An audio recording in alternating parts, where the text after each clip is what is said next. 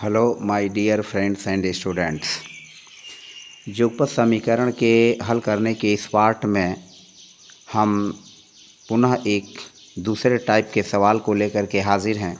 कभी कभी विद्यार्थियों में इस प्रकार के सवाल को लगाने में भ्रम पैदा हो जाता है, तो उस भ्रम को दूर करने के लिए, उस संदेह को दूर करने के लिए, ताकि आपका भ्रम बिल्कुल ही दूर हो जाए और उसमें किसी प्रकार का संदेह ना हो सवाल को लगाने के लिए, तो फ़िलहाल इस वीडियो को देखें और फिर समझें कि इस तरह के सवालों को किस तरह से भी बड़ी आसानी से लगाया जा सकता है। यहाँ आप देखें, जो हमारा सवाल है वह है 2x - 5y - 16 = 0। यह हमारा पहला समीकरण है और दूसरा समीकरण है 3x + 4y - 1 = 0। यह पहला और दूसरा समीकरण है और इन दोनों युगपत समीकरणों को हमें हल करना है। इसके पूर्व के वीडियो में जैसा कि मैंने बताया है कि जो हमारा बराबर है, बराबर की दाईं तरफ, जैसे अगर हम ऋण 16 को पक्षांतर कर दें तो वह धन 16 हो जाएगा और ऋण 1 को हम बराबर के बाद दाईं तरफ पक्षांतर कर दें तो धन 1 हो जाएगा। तो हमारा समीकरण जो बनेगा वह 2x - 5y = 16 बन जाएगा और दूसरा समीकरण 3x - 4y = 1 बन जाएगा। तो फिलहाल इसमें कोई संदेह नहीं होना चाहिए। अब मेरी बात को जहाँ तक है आप समझ भी गए होंगे कि बराबर के बाद जो दाईं तरफ है उसको आप पक्षांतर करके बाईं तरफ कर लेंगे तो भी हमको सवाल उसी तरह से लगाएंगे जिस तरह से हम पहले लगाते आए हैं। अब यहाँ भी देखेंगे कि चूँकि x का गुणांक 2 है और यहाँ x का गुणांक 3 है, यहाँ y का गुणांक ऋण 5 है और यहाँ y का गुणांक 4 है, तो फिलहाल हम y के गुणांक को ही बराबर करते हैं। तो y के गुणांक को बराबर करने के लिए आप देख सकते हैं कि y का गुणांक यहाँ 5 है और यहाँ y का गुणांक 4 है। तो y का गुणांक 5 और 4 का जो एलसीएम होगा, जो लघुत्तम समापवर्ती होगा, वह हो जाएगा 4 × 5 = 20।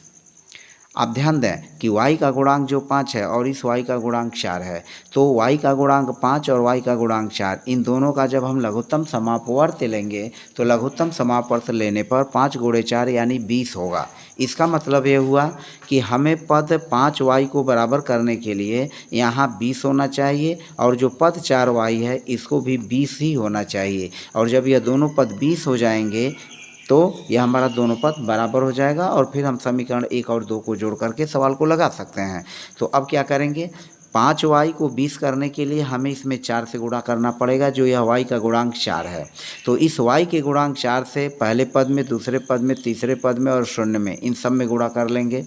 जो यहाँ y का गुणांक जो 5 है, इस 5 से हम इसमें पहले पद 3x में, दूसरे पद 4y में, तीसरे पद ऋण 1 में और चौथे पद शून्य में गुणा कर लेंगे। तो हमारा 3 और 4 समीकरण बन जाएगा। तो फिलहाल चलिए हम गुणांकों को बराबर करने के लिए हम लिखते हैं समीकरण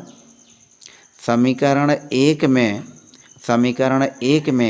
4 से गुणा करने पर, समीकरण 1 में 4 से गुणा करने पर, समीकरण 1 से 4 में गुणा कर लीजिए। और जब समीकरण 1 में हम 4 से गुणा करेंगे तो 4 से गुणा करने पर 4 से गुणा 1 में करेंगे तो 4 दूनी 8 हो जाएगा, तो हम इसको लिख लेंगे 8x। फिर 4 से गुणा ऋण 5 में करेंगे तो यह हो जाएगा ऋण 20 और यह हो जाएगा y बराबर 4 से गुणा ऋण 16 में करेंगे तो यह हो जाएगा ऋण, यह ऋण ही है, ऋण 4 × 16 = 64 हो जाएगा, 16 × 64 और फिर बराबर है चिन्ह रखिए और 4 से गुणा शून्य में करेंगे तो यह 0 हो जाएगा और यह हो जाएगा समीकरण नंबर 3। इसको समीकरण नंबर 3 हो गया। अब आगे चलिए, समीकरण 2 में अब हम 5 से गुणा करेंगे तो समीकरण 2 में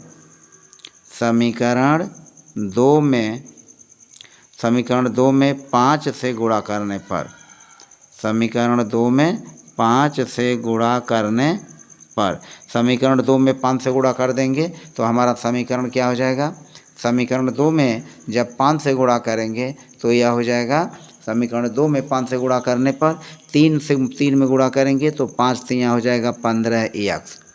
समीकरण 2 जो हमारा है, देखिए इस तरह का समीकरण 2 या 3x है, इसमें हम 5 से गुणा करेंगे तो यह होगा 5 3 15x और फिर 4 में गुणा करेंगे तो यह होगा 5 चौको 20y माइनस, यह हो जाएगा माइनस, फिर 5 से गुणा हम 1 में करेंगे -1 में तो -5 × 5 बराबर 5 से गुणा हम शून्य में करेंगे तो यह हो जाएगा शून्य और यह हो जाएगा हमारा समीकरण नंबर 4। तो इस तरह से आपने देखा कि अब हमें समीकरण 3 और समीकरण 4 हमें 1 और 2 में गुणा करने पर मिला। तो अब यहाँ देखें समीकरण 3 में y का गुणांक ऋण 20 है, समीकरण 4 में y का गुणांक धन 20 है, यानी धन 20 और ऋण 20y ये दोनों पद बराबर हो गए। जो y का पद है यह बराबर हुआ, तो हम समीकरण 3 में 4 से जब जोड़ेंगे तो 20 में से माइनस 20y घट जाएगा और ये हो जाएगा शून्य। तो अब लिखेंगे समीकरण 3 में समीकरण 4 को जोड़ने पर समीकरण 4 को जोड़ने पर तो जब जोड़ेंगे तो 20y में से 20y यह घट जाएगा, धन 20y में से 20y घट के ये शून्य हो जाएगा। हमारा 15 में 8 जोड़ लेंगे तो 15 में 8 जोड़ेंगे तो 15 8 हो जाएगा 23x, या 15 में 8 जोड़ लेंगे तो 15 में 8 जोड़ेंगे तो यह 15x और यह धन 8x दोनों हो जाएगा 23x। और फिर यह इसमें जोड़ लेंगे, यह चूँकि माइनस यह भी है माइनस यह भी है तो 5 में 4 जोड़ लेंगे 9 और 6 लिख लेंगे, फिर बराबर यह 20y में से 20y घट के शून्य हो जाएगा और यह हमारा हो जाएगा शून्य। अब आप यहाँ पर देखें कि यह 23x है, यह ऋण 69 है और बराबर शून्य है। अब ऋण 69 को आप इधर पक्षांतर कर लें तो यह हो जाएगा ऋण 23x बराबर शून्य, ऋण 69 ले आएंगे तो यह धन 69 हो जाएगा, यानी 23x बराबर होगा 69 69। अब हम क्या करेंगे, x के गुणांक 23 से 69 में भाग दे देंगे तो यह हो जाएगा 69/23 और फिर हमारा x बराबर जो है मूल्य हो जाएगा 23 × 23 और 23 × 69, x का मान हो गया 3। अब इस x के मान को हम समीकरण 1 या 2 किसी में भी रख करके y का मूल्य हम निकाल सकते हैं। तो अब हम लिखेंगे समीकरण 1 में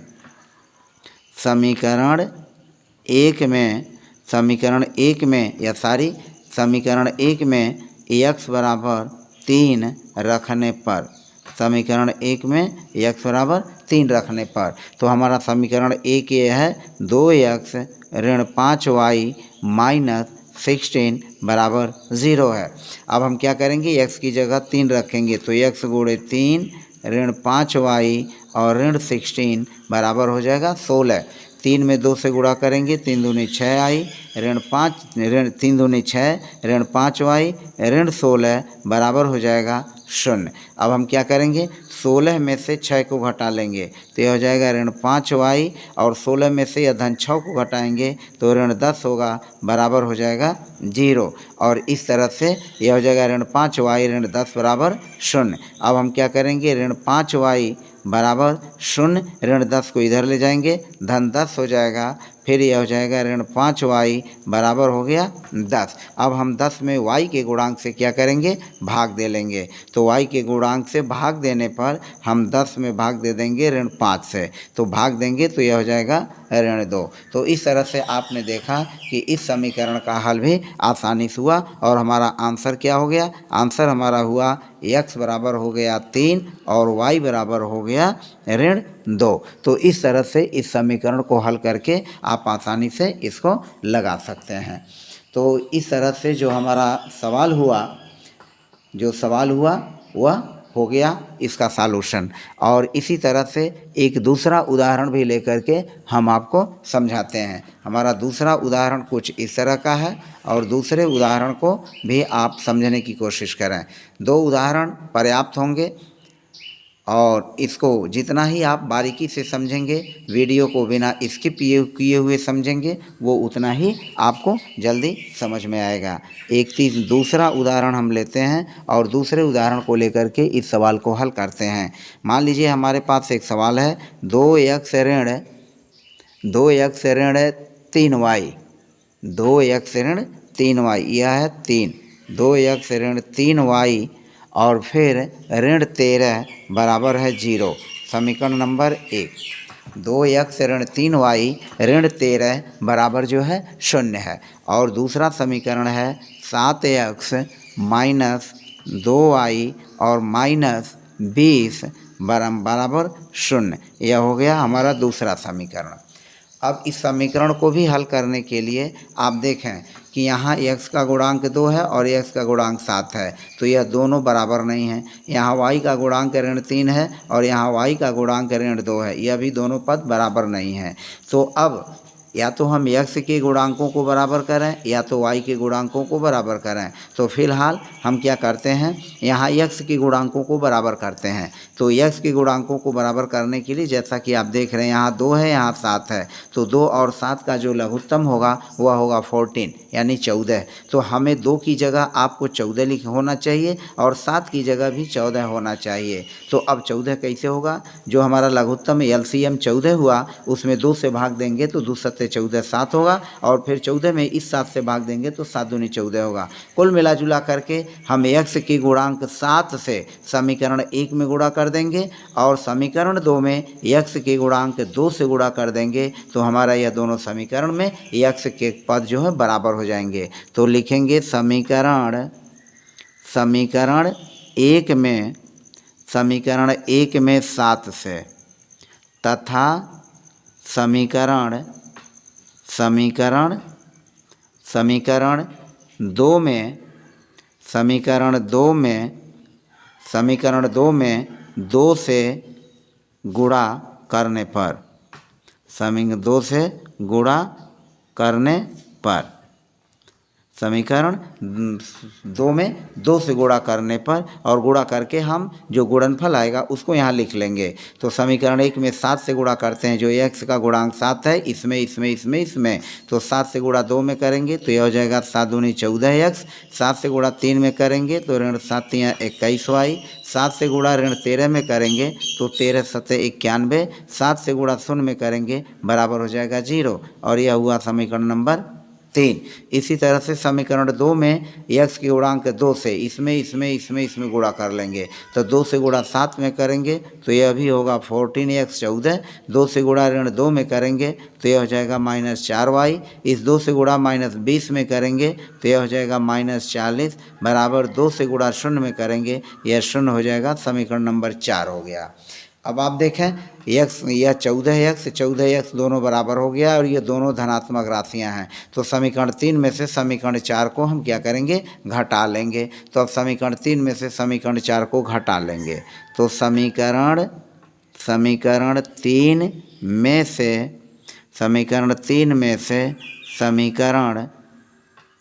3 में से समीकरण 4 को घटाने पर यह समीकरण 4 को घटा लेंगे। समीकरण 3 में से समीकरण 4 को घटा लेंगे तो जब घटाएंगे तो यह धन का ऋण हो जाएगा और यह ऋण का धन हो जाएगा, ये ऋण का धन हो जाएगा और यह 0 में से 0 घट जाएगा। तो अब देखें यह धन है और यह धन है तो यह ऋण होगा, तो 14x में से 14x से ऋण घट के यह 0 हो जाएगा। अब यहाँ हो जाएगा ऋण की जगह यह हो जाएगा धन, ऋण की जगह हो जाएगा धन। यानी हम घटाएंगे तो इसको या तो हम इसमें से इसको पूरा घटा लें और नहीं तो समझने के दृष्टिकोण से यह चूंकि धन है तो धनात्मक राशि होने के कारण यह ऋण हो जाएगी घटाने पर। तो जब ऋण होगा तो 14 में से 14 घट के 0 हो जाएगा, यह ऋण का धन हो जाएगा। यहाँ धन हो जाएगा तो धन 4y में से 21y घट जाएगा तो यह हो जाएगा धन 4y और ऋण 21y और फिर यह ऋण जो होगा धन बन जाएगा तो यह धन 40 होगा और इसमें से हम घटा लेंगे ऋण 91 बराबर 0 में से 0 घटेगा 0। आप फिर समझने की कोशिश करें, यह धन 14 है तो यह ऋण 14 हो जाएगा, तो 14 में से ऋण 14 घटाएंगे 0 हो जाएगा, यह ऋण का बन जाएगा धन, तो धन 4y में से ऋण 21y घटा लेंगे, यह ऋण भी धन बन जाएगा तो धन 40 में से ऋण 91 घटा लेंगे। अब 21 में से 4 घटाएंगे तो यह आ जाएगा ऋण 17y। हम 21 में से 4 घटाएंगे, उल्टा घटाएंगे तो 21 में से जब 4 घटाएंगे तो ऋण 17y और 91 में से 40 घटाएंगे तो यह भी हो जाएगा ऋण 51।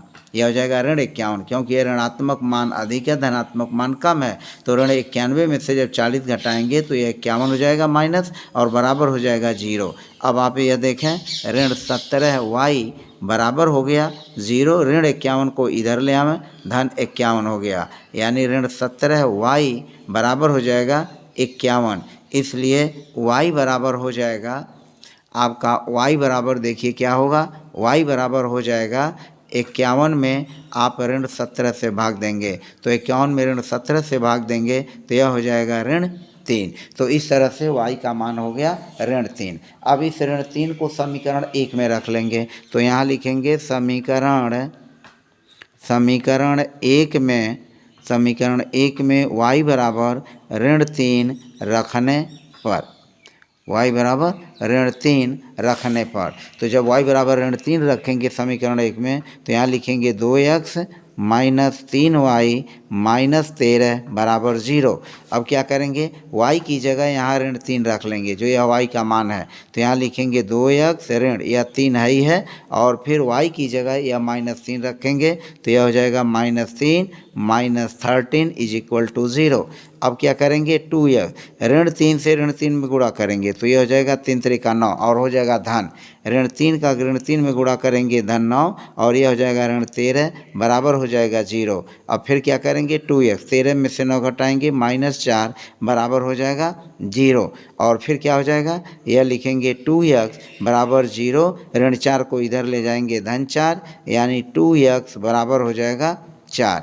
यह 2x बराबर क्या हो जाएगा, 2x बराबर 4 हो जाएगा, इसलिए x बराबर 4 में x के गुणांक 2 से भाग दे देंगे, तो यह हो जाएगा 2 दूनी 4। तो इस तरह से आपने देखा कि इस युगपत समीकरण का हल भी आसानी से हो गया। तो हमारा आंसर होगा, इसलिए आंसर हमारा हो गया x बराबर 2 और y बराबर हो गया x बराबर 2 और y बराबर हो गया ऋण 3। तो इस तरह से इस बीजी व्यंजन इस युगपत समीकरण का जो हल हुआ इस तरह से हो गया x बराबर 2 और y बराबर ऋण 3। तो देखा आपने मेरे साथियों, मेरे स्टूडेंट्स, कि बहुत ही आसानी से आप इन प्रकार के युगपत समीकरणों को क्रमशः हल कर सकते हैं। और जहाँ तक मुझे उम्मीद है कि आप मेरी वीडियो को अगर देखते रहे ऐसे ही लगातार आपने पर्याप्त समय दे करके देखा, तो मेरी कोशिश रहेगी कि मैं हर प्रकार के टाइप के प्रश्नों को बना करके आपके सामने उसको हल करें और आप उसको देखें और अच्छी तरह से उसको समझ लें, ताकि प्रश्नों को लगाने में आपको से कोई गलती न हो। तो फिलहाल आज की वीडियो में बस इतना ही। शेष अगले वीडियो में और चलते चलते आपको धन्यवाद सबको देते हुए और शुभ मंगल कामनाओं सहित हम अपनी वीडियो को यहीं समाप्त करते हैं। मेरे इस वीडियो को, चैनल को लाइक, सब्सक्राइब और जो है कमेंट करना न भूलें। धन्यवाद।